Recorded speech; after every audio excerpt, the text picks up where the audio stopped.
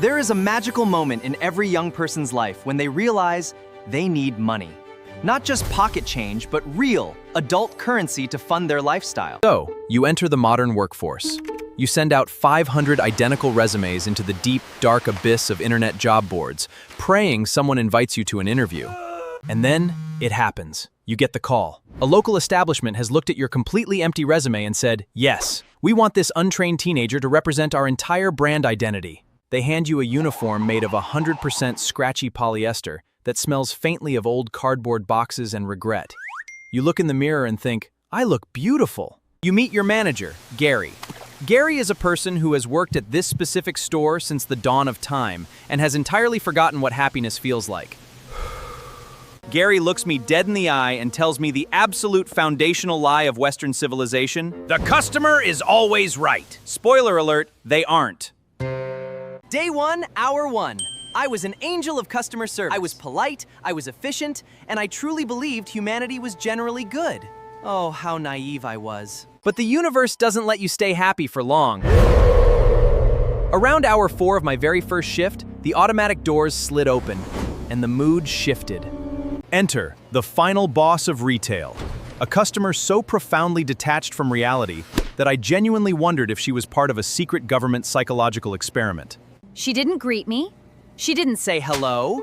She just slammed a crumpled piece of paper onto my pristine counter and stared at me like I personally owed her money. She pointed at the paper and demanded a full cash refund for an item she bought 4 years ago from a completely different retail chain.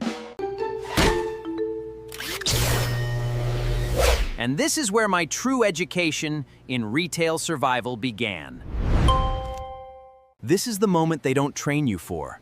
The customer service smile. The art of pretending you aren't completely dying inside while someone yells at you. Inside my brain, it was a level 5 emergency. Tiny clones of me were pulling ropes and gears just to hold my facial muscles in a pleasant position. My lips were smiling, but my left eye was twitching so violently it was sending Morse code messages to anyone watching. It was a cry for help. She explained her logic. Well, the internet said you have to accept it. And since the customer is always right, you owe me $40 and an apology. I tried to use logic. Ma'am, this isn't grocery store. That receipt is for a clothing store from 2022. But logic is completely useless in this arena. My internal temperature was rising. I wanted to scream. I wanted to flip the counter. I wanted to run out the doors and never look back. And then she said that holy grail phrase of bad customers everywhere. Get me your manager right now! Oh, you want the manager? With absolute pleasure, completely exhausted before the battle began. I hit the call bell so fast I almost broke my finger. Gary materialized from the back room, looking completely exhausted before the battle even began. I thought Gary would have my back. I thought he would look at the clothing receipt and laugh. But instead, he just gave her the refund. She skipped out of that store victorious, leaving me standing there questioning the entire concept of justice, economics, and human morality. Gary looked at my shattered soul and just whispered, "Just give them what they want so they leave." Cool, good to know.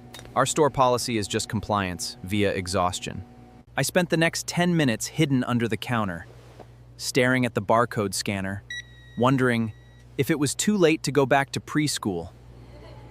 Hit subscribe to join our growing animation family so you never miss a new story. And share this video with your friends or who experienced this.